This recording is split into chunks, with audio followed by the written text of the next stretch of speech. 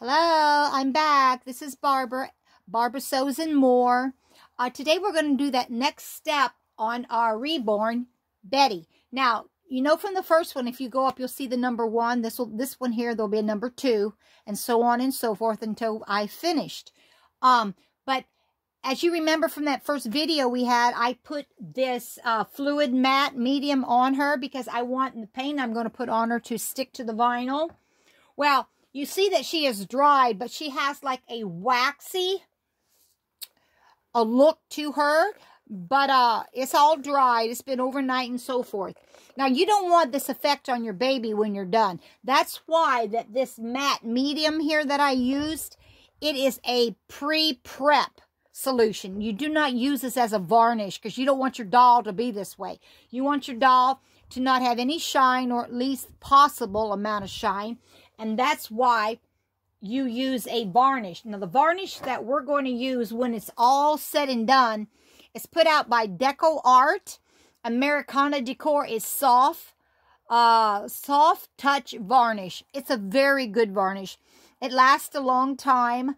When this is done, I have 2 other ones put out by Deco Art that we're going to try. But I heard about this from Annette that's on Aussie Reborns.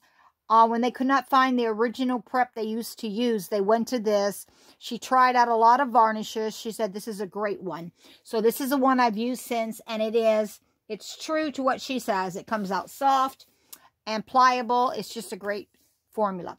Well, today, enough of that. We are going to take that next step, and that is the red paint. This is only 2 drops of red plus your paint thinning, and then 2 millimeters of water. Okay? There are 22 actual steps when it comes to reborning, at least that many, to reborning a blank kit. We are not using that on this baby here because she is practically done, actually, in her state that I got her. I just want to add some more color, so we're not going to need all that. We're just going to do those few things I want to add additionally. And you'll be watching, and you'll see the different videos I have. This is the second one. Now, I have a flat brush. What you're going to do is you're going to take this flat brush.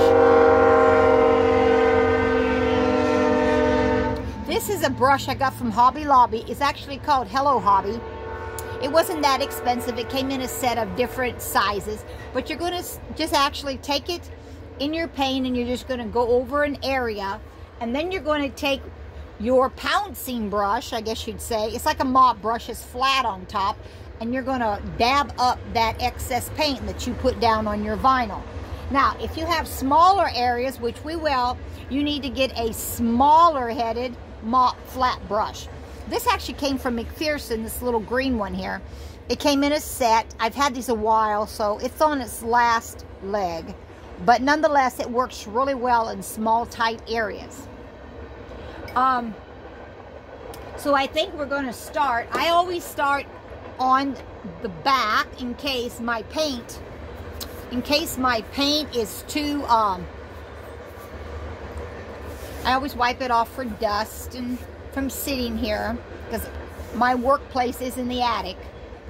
So I always start at the bottom here because in case it's too red, I can add some more water to my paint and we don't mess it up. So this is what we're going to do, and I will let you see. So like I said, you take it in there, and then you'll see it. See, you see the paint go on there? I actually like that color. Okay. Then we'll take my mop brush.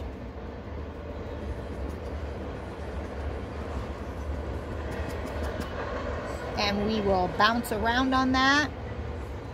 And maybe it's too close there and I got something on my vinyl. You may remember, you want to make sure if you see anything on your vinyl that you kind of try and get that off, because it will dry under your last part of the glue. I'm going to pull it back just a little bit more so you can see.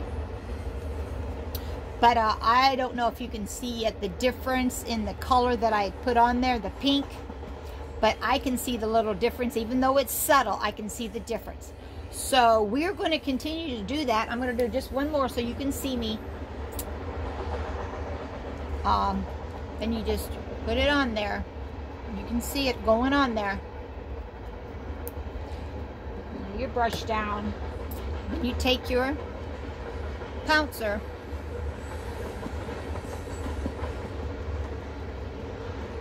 and you pounce it out. And I can see the color being added to this doll's head. I'm sorry if the lighting is not that great, but I'm liking how it looks. It's not a lot, but it's subtle, and it's going to make to a more red skin baby. Now I'm going to show you one thing here, and then I'm going to let you go here for a minute. See behind the ear, I'm not going to be able to pounce, oops. I'm not going to be able to pounce anything with this because it's too big to go behind the ear. So you just take your paint, put behind the ear like this, even inside your ear, where it's not as dark as you want it to be. Then you take your little brush, the smaller headed one, and you go behind there and inside the ear where you cannot reach with your bigger brush.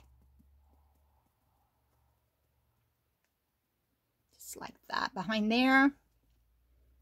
And then I'll take my bigger one and just pounce kind of like over it. Okay. And so I'll do that actually on the other ear. I'll just go ahead and turn it over. Put my little one there. Take my brush. And I'll go behind the ear here where my big brush cannot get. I'll get inside the ear here. And I think I'm probably going to have to do that quite a bit, because this is not red enough for me.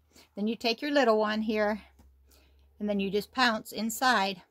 You don't want any of that pooling. Pooling just means that you don't want it to be left sitting in there, because if you leave it, the liquid, the paint, sitting in there, it will dry like that, and then you'll have red, round red circles inside your ear that will definitely look like a mistake. Okay, so I'll be right back. Hang on. Hi, I'm back. I'm finished with the head. I'm not sure if you can see the difference in the coloring, but I definitely can. Here's one of the limbs. I don't know if you can see the difference in the redness that I have added, where she looks a little pinker. We don't want it to be over, you know, like she got burned or fell in a fire, but we do want her to be a pink, more haze on her, and I think I've accomplished that. So what we're going to do with her, we're just going to set her head right back up here where she was. And let's see. Sometimes the weight wants to just be a headache. I wanted to see if I can get her to stand. There's her head. Oh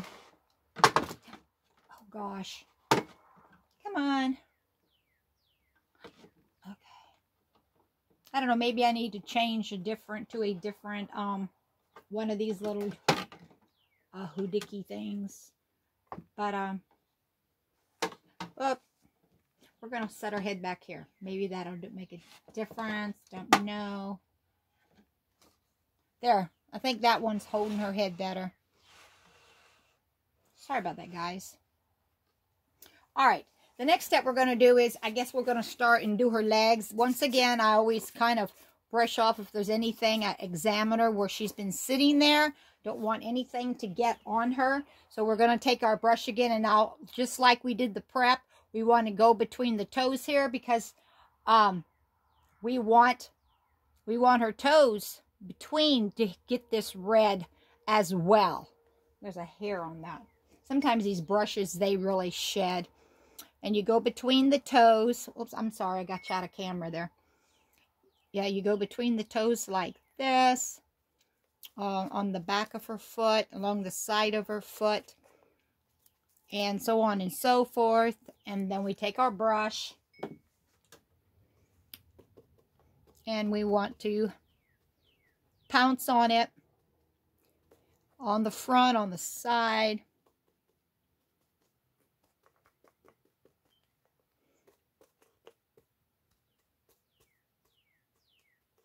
And I see some paint in between the toes, and we don't want to leave that. So what I do is I get my brush, and every once in a while you have to wipe it off because it gets full of paint. So I want to go down in there, and I want to get the excess off of the toes. Okay, and we did that. So next we're going to just go on up the leg. I'm going to hold on to this part up here so I don't touch the paint. See how that is? And then you just wipe it on there like this, such. I'm sorry guys, I keep getting out of frame. And then you just take your brush and you pounce, because you don't want the paint to dry without being spread out on the vinyl, if that makes sense. Okay. And you can come back and do this again, but you need at least a 30-minute interval between your painting for your paint to dry, to make sure that it's dried. Okay. And then here we go again. You just paint it on there. And I mean, you want your baby to be realistic when it comes to the color, but it's your baby. So if you want her to be really, really red, then that's what you do. I mean, you might put really, really red on your baby. And that's by using more paint. And I'm going to put just a tad more up here because I didn't put any up here. Just right here. And we are going to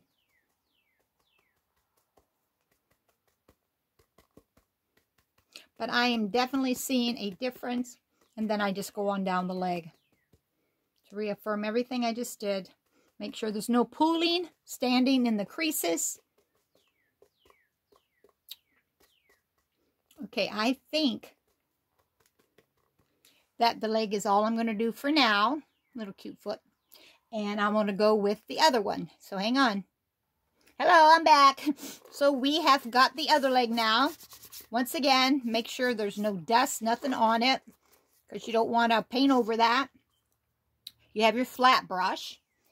And every once in a while you might stir your paint to make sure that the combination of the three things is still okay. In between the toes with your brush, in between the toes. Do the side. Of course, turn it over. Do the back of the foot. Now, we're going to have a step here in not too long. And it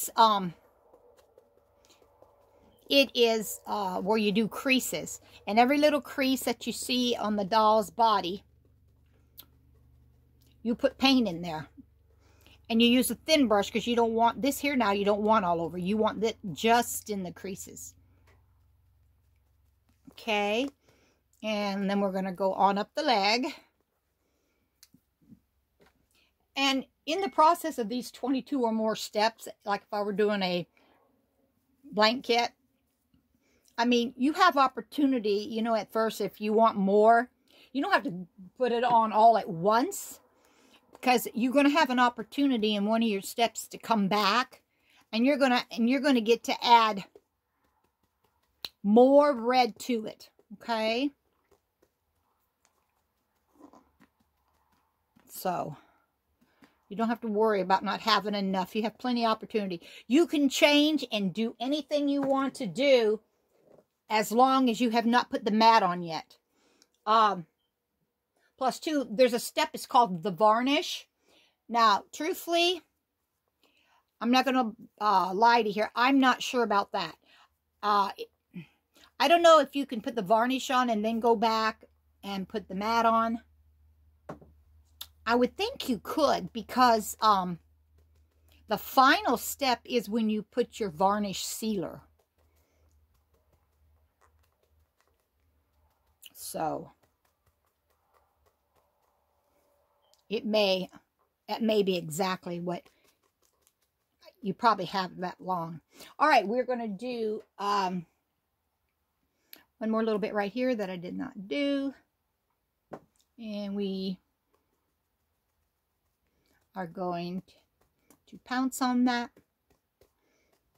And then as I finish up, I go around and I redo.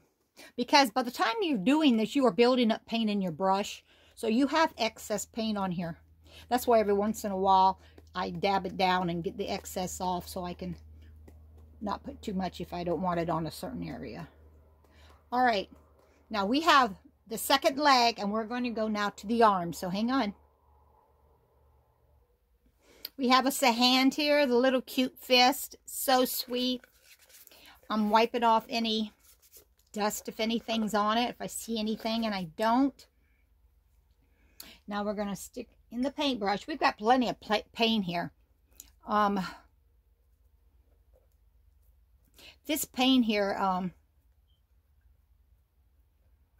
I actually had from a previous baby. Oh, how do I say it? The steps and how to make this paint was accurate, but I had already had this made up from a previous baby, and I don't like throwing paint away. Now, like I said earlier, it only takes 2 to 3 drops per color after you add your thinner and your water. But I still don't want to waste paint if I can use it, I think, for something else. And so I did save it, and lo and behold, I realized I had it, and I thought, well, hey, let's see. I wasn't sure, but it is working well, so I'm happy now. I did not throw it away, so it's doing great.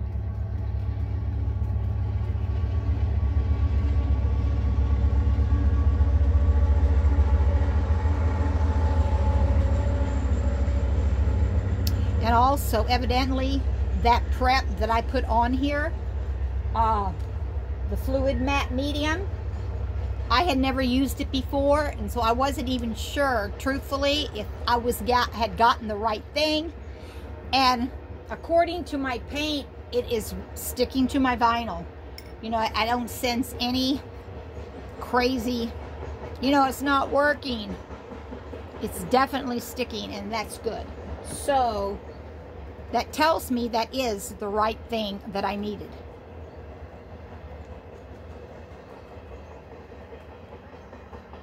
At least that's the way I look at it. And like I said, I'm not a pro at this, guys, so I'm just telling you what I know, what I've heard, what I believe. And I'm all up for advice. So if there's ever anything, feel free. Say, hey, you know, I have learned this over the years of blah, blah, blah, blah. And I will certainly take it into consideration. Okay? All right, I'm thinking that I have gotten my pink right about where I want it for now. Now, this is going to dry, and there's going to be an opportunity later on in the steps that if I want to, I could actually add another pink layer of this paint to make it even more pink. But we'll see as it dries. So hang on. We are on the last limb. Look how cute the little hand is. Love it. We're going to take this paint. Like I said, make sure whatever paint that you paint inside, on the inside of the fingers. And I mean, from this you can tell this was not painted well. It's just there to say, hey, there's paint on there. And that's why I wanted to do a little bit more to it to make it a cute little, like I said, she was already adorable. But I wanted to do something more. And I'm not sorry I made this decision. This is the little brush. The other ones I did not use this brush to get inside, but because I did not see any really, the hands made different. So this one here I felt like I needed to. And then later. And I'll go there. All right, now we're going to put, every once in a while I get out of the lens. I'm sorry. As soon as I notice it, I'll jump right back in, okay? So you can see. So you can see what I'm doing.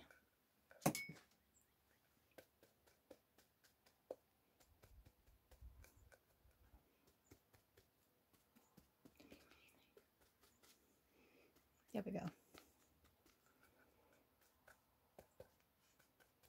There we go. And now we only have a little bit more to put on there. And guys, we're going to be done with this layer on this baby. That went pretty fast. Here we go. See, and we got the red paint on there. I want a little bit more on this side. Yeah. We will see what this does. Like I said, I always go down it again. With the excess for the most part. And she has model already on her that I think is just really beautiful. And this paint does not take that away. If I was just taking a paintbrush and I just painted over her, then yes, it would disappear. In fact, it would look an absolute mess. That's why your paint has to be translucent whenever you put it down on your piece of paper, whatever you're using, or whether it be I use puppy pads. Or the little baby fold things for diaper changing. There's plastic on one side, and then you have the fabric on the top side, or the gauze type stuff, and that's really helpful. And yeah, so that is all of my painting on that right now. The next video we're going to have is step 3. And I'll get back with that as soon as I can. Thanks for watching, guys. Please put a thumbs up if you like this and subscribe. You have a blessed day. Bye.